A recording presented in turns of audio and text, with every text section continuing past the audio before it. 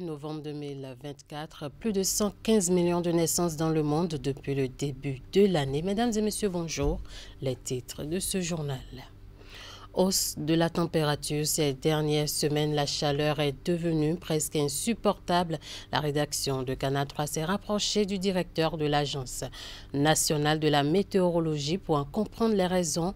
Éléments de réponse dans ce journal.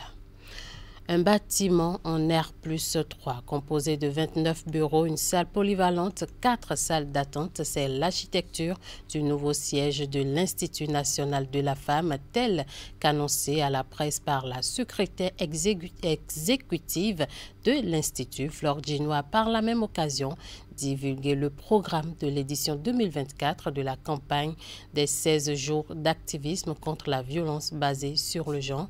Les précisions dans ce journal.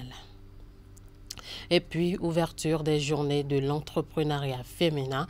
Elles sont organisées par la CCI Bénin dans le but de valoriser les femmes chefs d'entreprise et inciter les autres femmes à l'entrepreneuriat, le développement à suivre. À nouveau, bonjour.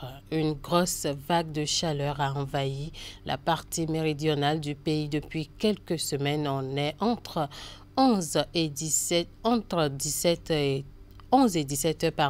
à une hausse de température qui oscille parfois en 35 et 37 degrés. Comment expliquer ce phénomène?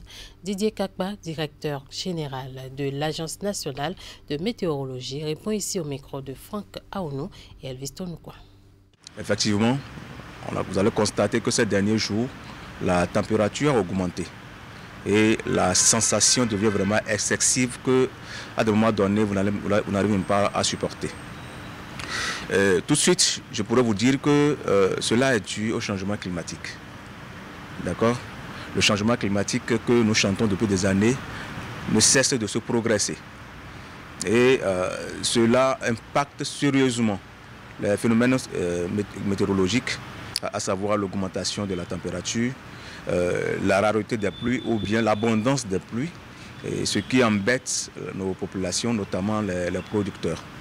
Et lorsque nous parlons de changement climatique, les causes de ce changement climatique sont beaucoup plus logées au niveau des combustibles fossiles. Qui parle de combustibles fossiles, parle du pétrole, du gaz et autres.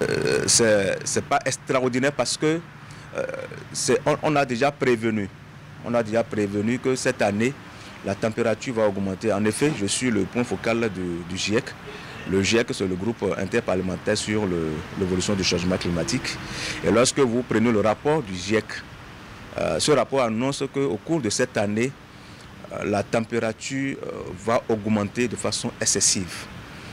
Notamment à partir du mois de janvier, déjà au sud, vous allez constater que nous allons assister à une température très élevée.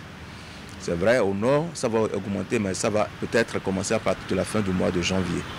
Vous voyez, donc, lorsque nous prenons les statistiques en termes de variation de température, l'année 2024 fut l'année la plus chaude du monde, notamment le mois de janvier. Et cette année, on risque d'assister à la même chose. Vous voyez, donc c'est pour vous dire quoi? C'est pour vous dire que cette sensation que nous ressentons pour le moment et on se plaint, à partir de janvier 2025, nous allons assister à des températures plus élevées que cela. Et pour préserver sa santé et surtout celle des enfants en ces moments de forte chaleur, le spécialiste en climat et directeur général de l'Agence nationale de météorologie propose quelques précautions à prendre. Didier Kakba. Le conseil que je m'avais donné à la population méridionale pendant cette période où la température est un peu élevée, c'est de rester beaucoup plus sous l'arbre, d'accord? Parce que sous l'arbre, c'est un peu aéré, donc ils peuvent rester sous l'arbre. Et de prendre surtout beaucoup d'eau. D'accord? Prendre beaucoup d'eau. Au minimum 3 litres d'eau par jour. Vous voyez? Et notamment protéger également les enfants. Parce que les enfants sont beaucoup plus sensibles à la chaleur. Donc c'est le moment de donner beaucoup plus d'eau aux enfants. Et de laisser également les fenêtres ouvertes. D'accord? À longueur de journée. pour permettre l'air de pénétrer et pour que les chambres soient bien aérées. Et dans ces conditions, je pense que nous allons pouvoir traverser cette période et tomber sur la période de la saison pluvieuse à partir du mois de février ou mars. Inauguration hier du marché régional de Pao dans la commune de Ouida. L'infrastructure marchande est désormais ouverte aux usagers. C'est la ministre de l'Industrie et du Commerce qui a procédé à la mise en service de ce marché pour le bonheur des bénéficiaires qui attendaient impatiemment ce moment. Compte rendu de ce reportage. L'attente aura été relativement longue, mais voici le moment tant souhaité.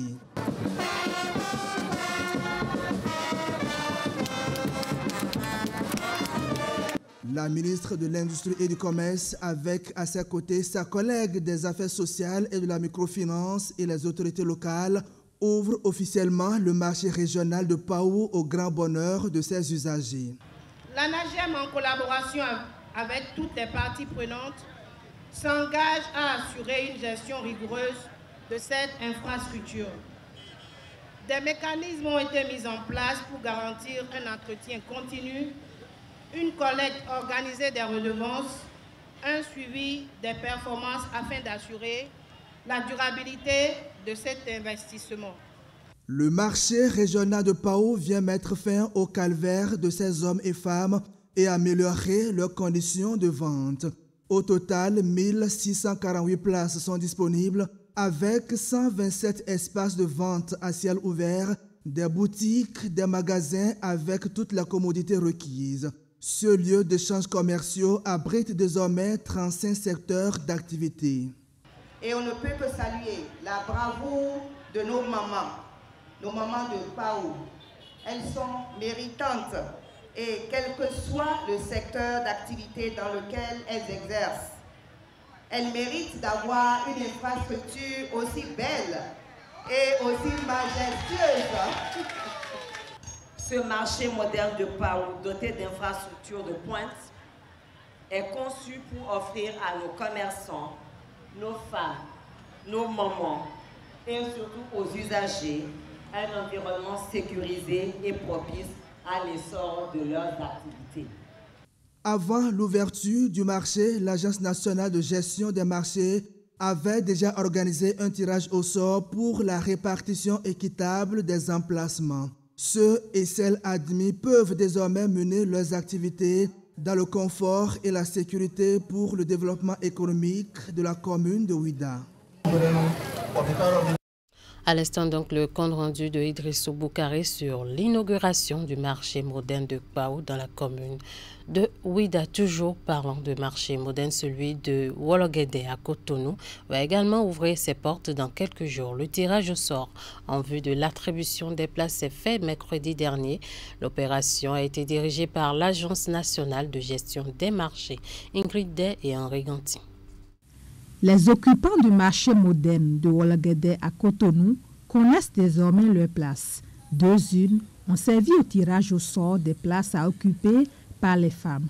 La première comporte les noms des marchands et la seconde les numéros des étals. En vue de garantir sa transparence, l'opération que dirige l'Agence nationale de gestion des marchés s'est déroulée sous la supervision d'un huissier de justice. Ce que nous, on ne savait pas même ça va passer, c'est ça que ça a passé. Vraiment, ça a bien passé. On est très contents, wallah. Non, vraiment, c'est très beau. Le marché moderne de Wologede qui s'apprête à accueillir ses occupants est composé de plusieurs étals, des boutiques, des restaurants et magasins avec toutes les commodités requises.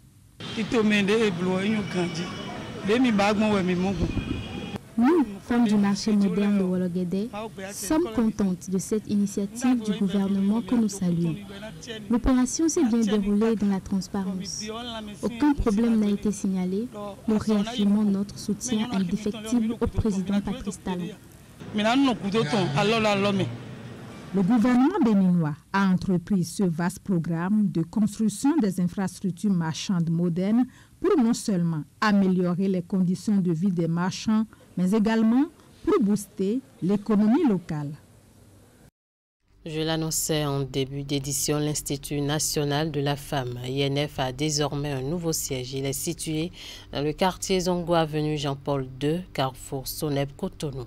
Le nouveau bâtiment en R+3 est composé de 29 bureaux, une salle polyvalente, 4 salles d'attente et bien d'autres commodités. L'annonce est faite par la secrétaire exécutive Flore Djinou lors d'une déclaration de presse ce jeudi au nouveau siège de l'institution.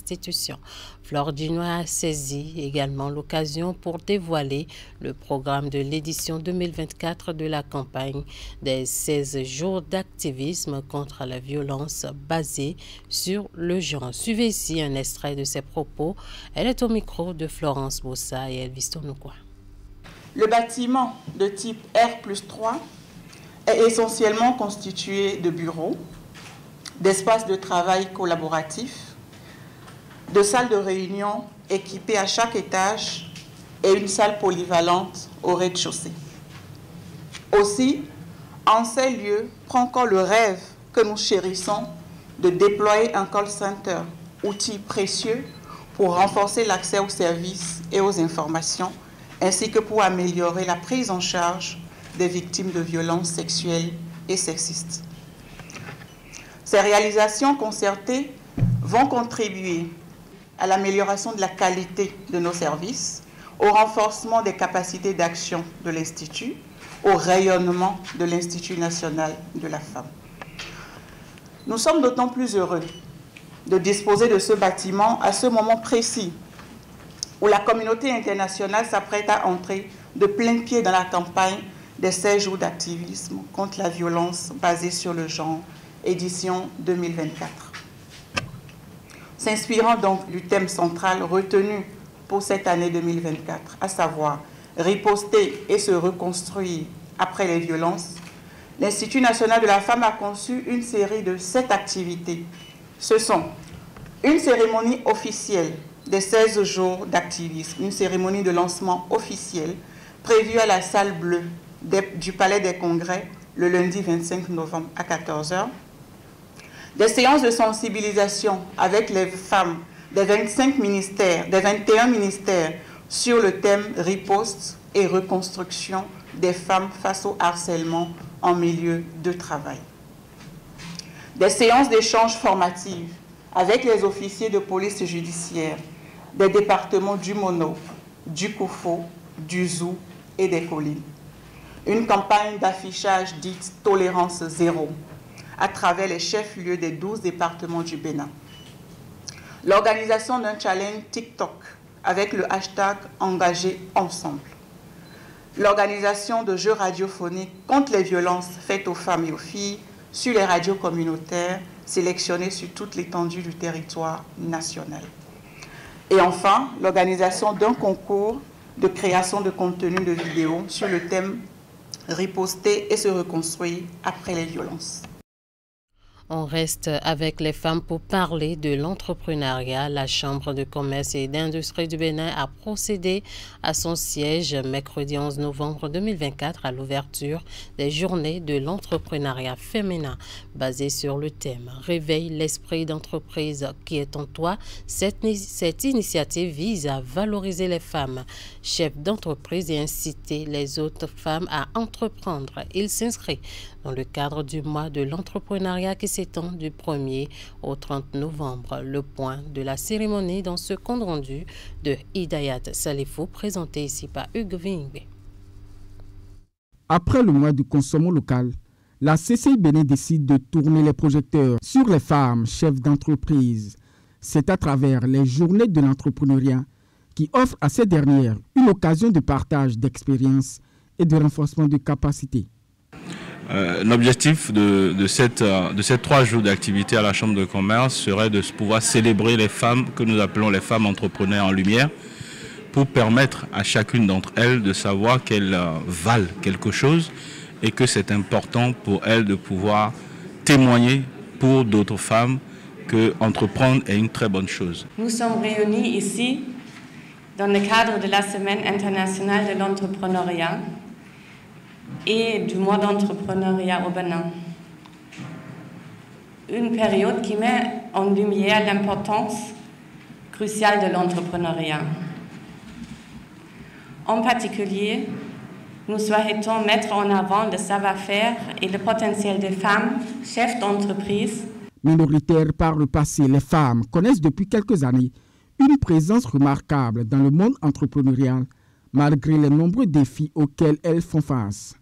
Il y a 70% des femmes qui estiment que l'entrepreneuriat est une opportunité.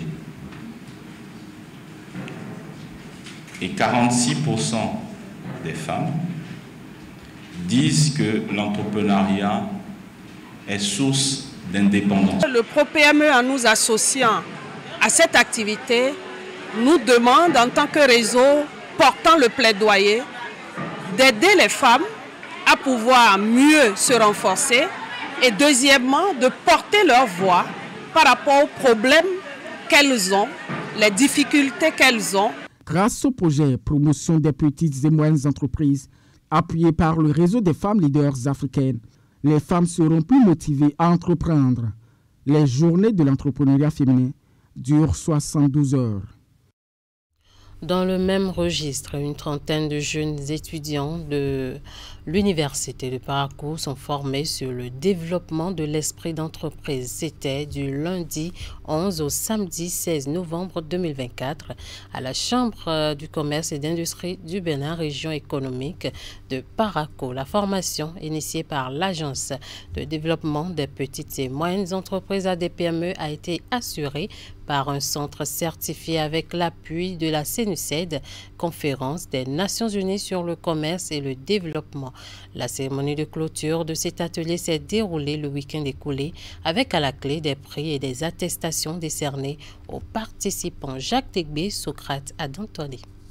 Renforcer les capacités de ces jeunes étudiants afin de les inculquer un certain nombre de compétences capables de les aider à mieux structurer leur idée de projet. Ceci, au-delà même de leurs compétences techniques et managériales, c'est le bien fondé de cet atelier de formation, ici à la CCI Bénin Région économique de Parakou. 6 jours durant, ces étudiants diplômés ou finissants ont vu les jeunes en entrepreneuriat boosté. C'est des jeunes qui ont un certain nombre de projets que l'ADPME a voulu qu'on renforce davantage leurs capacités pour les aider à avoir un certain nombre d'outils, de compétences capables de les aider à mieux structurer leurs idées. Dans la méthodologie, au-delà des 6 jours de formation, il est prévu une période de suivi post-formation pour nous assurer que tous les enseignements qu'ils ont reçus au cours de ces 6 jours, ils arrivent à vraiment mettre en œuvre ces enseignements dans le cadre de leur projet, dans le cadre de leur entreprise. La formation est assurée de main de maître par le Centre de promotion et d'encadrement des petites et moyennes entreprises, mais l'initiative émane de l'ADPME. Elle traduit la volonté du gouvernement de promouvoir l'entrepreneuriat et l'innovation surtout chez les jeunes. Parce que ça fait partie justement de l'un de nos pôles d'intervention.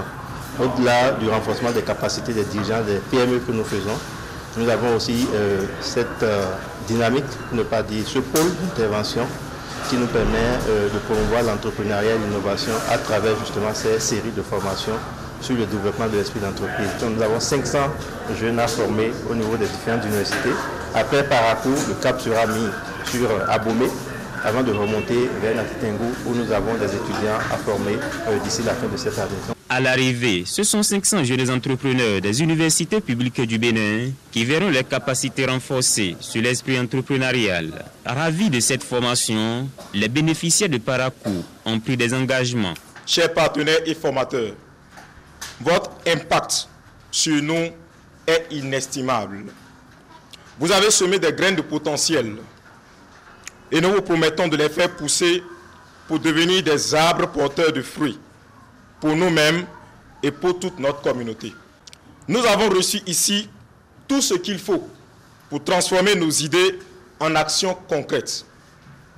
Alors, n'ayons pas peur d'échouer, car chaque échec est une leçon. Soyons audacieux, soyons créatifs et surtout soyons persévérants.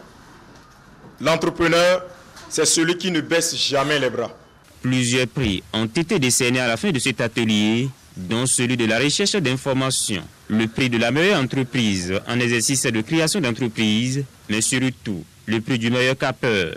Les remises d'attestations et une photo de famille ont mis fin aux travaux. Un atelier de renforcement des capacités à l'intention de la police républicaine dans la prévention et la lutte contre la radicalisation, l'extrémisme violent et le terrorisme. C'est une initiative de la coopération belge-bénin à travers la mise en œuvre du projet ProNord PAOPEN. L'atelier a mobilisé des acteurs clés de la police républicaine, officiers, sous-officiers ainsi que les maires de Materi, de Nati-Tengou, autour des consultants nationaux et les experts belges. C'est le centre Monseigneur Cure de Nati-Tengou qui abrite cet atelier de formation financé par l'Union européenne. Alassane Harouna. Depuis 2019, la partie septentrionale du Bénin est confrontée à une menace sécuritaire avec son cortège de violence, mettant en péril la vie de nombreuses populations.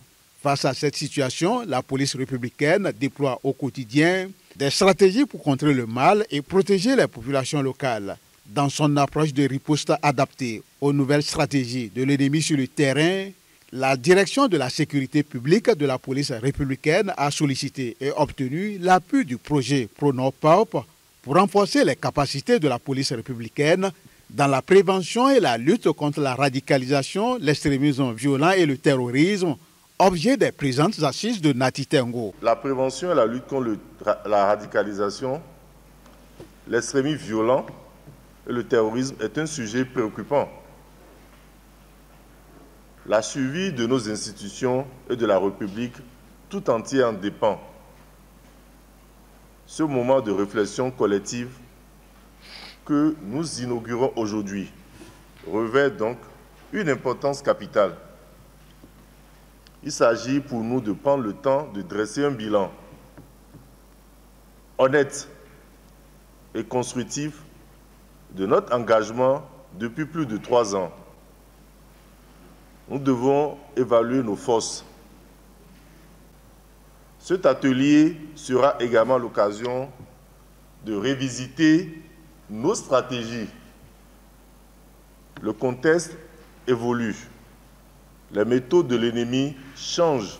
Le projet ProNord PAOP, prévu pour durer 4 ans, est mis en œuvre par Enabel sur financement de l'Union européenne.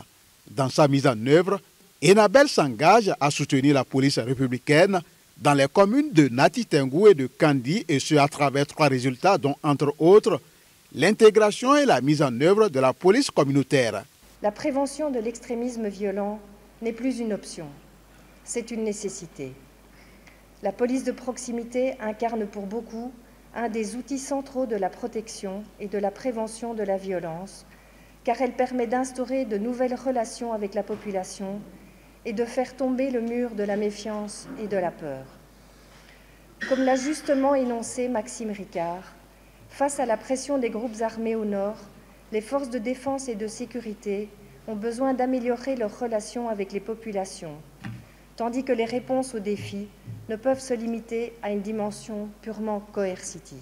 Les présentes assises qui ont mobilisé haut commandement, officiers, sous-officiers de la police républicaine ainsi que les élus communaux de la zone impactée se veulent interactives avec pour but de donner aux participants le contenu et la matière nécessaires à la rédaction d'un manuel qui guidera l'avenir de tous les policiers qui interviennent dans la zone impactée. Le congrès régional EC s'ouvre ce vendredi à Abomey-Calavi. Jean Adoteba Adotevi, conférencier principal du congrès, était hier face à la presse pour exposer aux hommes des médias l'importance des activités qui seront menées au cours des 3 jours que dure ce congrès. Découvrez qu'encore la voie de la liberté spirituelle, c'est le thème retenu cette année par les congressistes. Ulrich Gaba pour les précisions.